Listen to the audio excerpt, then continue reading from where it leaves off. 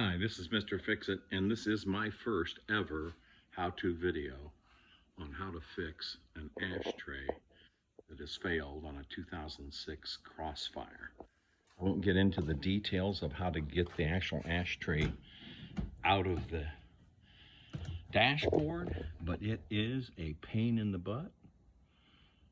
And I think the best thing to do is to refer you to another user, Crossfire Diva. She does a good job of telling you how to get that ashtray out of the dash. It's work and it's effort, and I got one recommendation. I'll give you that to you later, that she did kind of cover in her removal of the ashtray, but I found a little bit in the dash that needed to be talked about how to manipulate that thing out. Anyway, getting back to the actual ashtray, here's one that actually works. And we all know what happens when they don't work. It just stays out there regardless of what you do. This one obviously latches in, and this is the one that I took out of my Crossfire.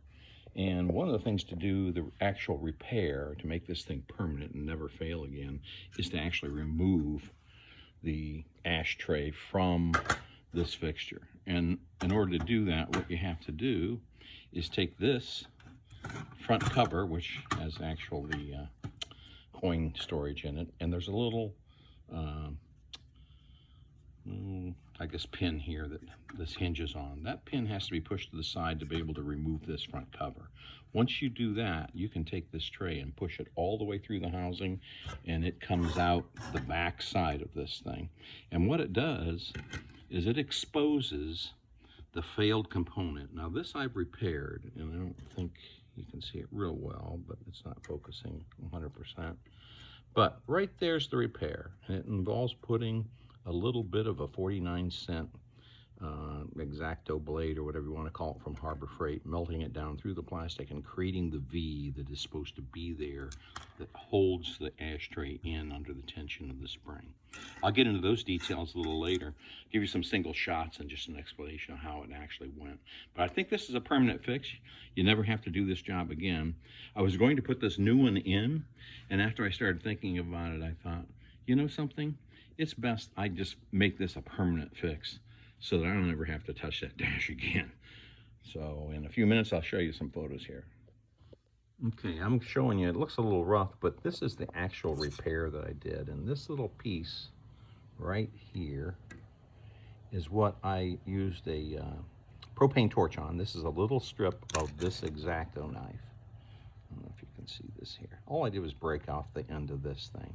And I put this in a pair of needle knives, heated it with a pliers, heated it with a propane torch, and then literally melted it down into this plastic so that it went right through and formed this V that was originally there when it's new. And I'll show you a picture of that later.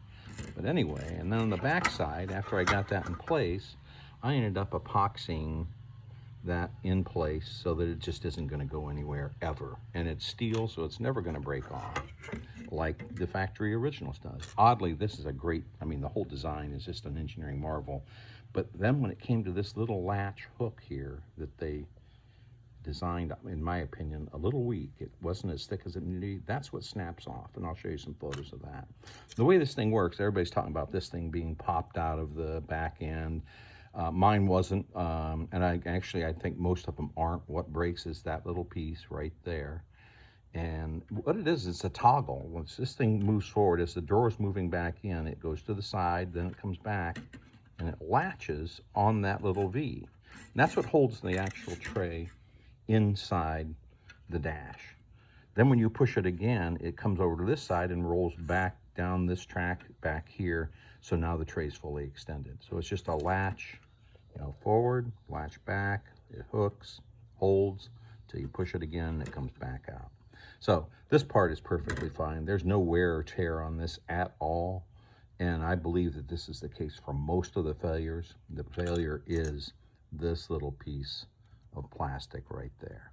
So anyway, I'll show you those photos later. I'm going to go ahead and reassemble this thing and show you how the one works, how this works after I've reassembled with the modification to it. Okay, this is what the latching V should look like on a functioning ashtray. It's fully here, and this is where the lever locks in. This is a picture of it failed, obviously. This is broken off here. It's thinner, much thinner than this side, so it was the weakest point in the design. Another view of it broken off there, and another view, and that's where it shears off. Okay, I got it back in, springs in. Front door is not back on yet. I just wanted to make sure it was working before I totally assembled it. Anyway, push it in, she stays in. Push it back, she goes out. So that is what was my problem, and probably yours. And here's that little toggle lever I was talking about. You can see this thing flip to the one side, and now it catches on that new hook that I put in there. You push it again, and it goes the other side, and then it retracts back all the way through. Simple as that. That's a fix that won't fail. Okay, just a little better explanation of this front portion, this door removal. This has to come off the tray in order to push the tray back through the whole housing to get access to where the repair actually happens.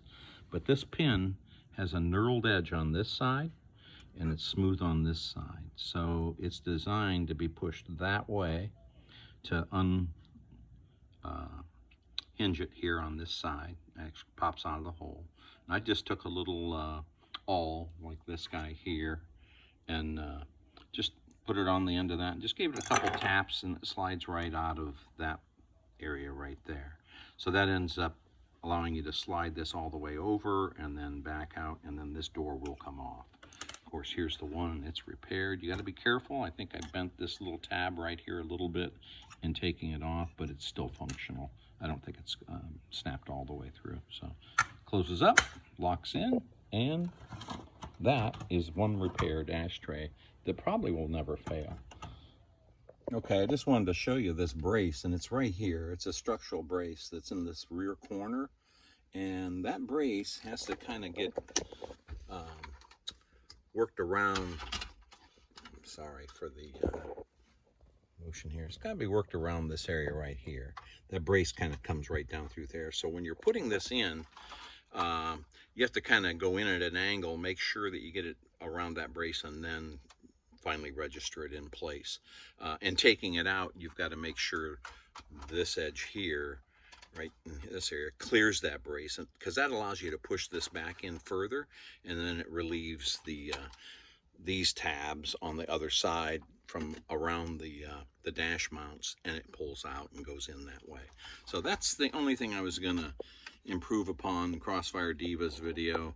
That really is a critical point to get this thing in and out relatively easy. It's still a pain in the butt, and I'm not going to go into all that detail because she does a very good job of outlining exactly how to get that part out, with that exception. That little brace is a little bit of a hidden thing in the back that if you don't know it's there, you're pushing back and it ain't going to go anywhere because that brace is strong. Anyway, that's that. So the finished project, it's done. Working fine.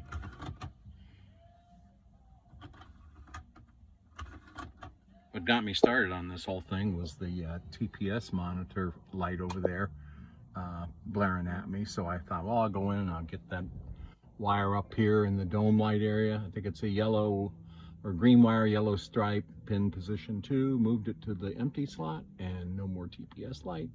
That was one project. The other project was putting in this Wolf Box rear view mirror, which now gives me full view electronically from the deck lid, which is kind of nice. And of course I got in here and had to run another power supply to feed that mirror and to feed this charging phone holder. So I had to put it over here. You probably can't see it, but down in there is a new cigarette lighter outlet port. It's tied into this one here, which gives me basically power with the key on. I think key off, I'm disabled. But we're done. This thing's back to new. Oh, I also replaced this fascia here around. The previous owner, the original owner, took this cigarette lighter and bounced it a few times on here, I guess, to clear it and put nice little marks on there. So type of guy I am, I just can't handle that type of marking. So anyway, we're good. Hope this helps you guys out trying to fix an ashtray.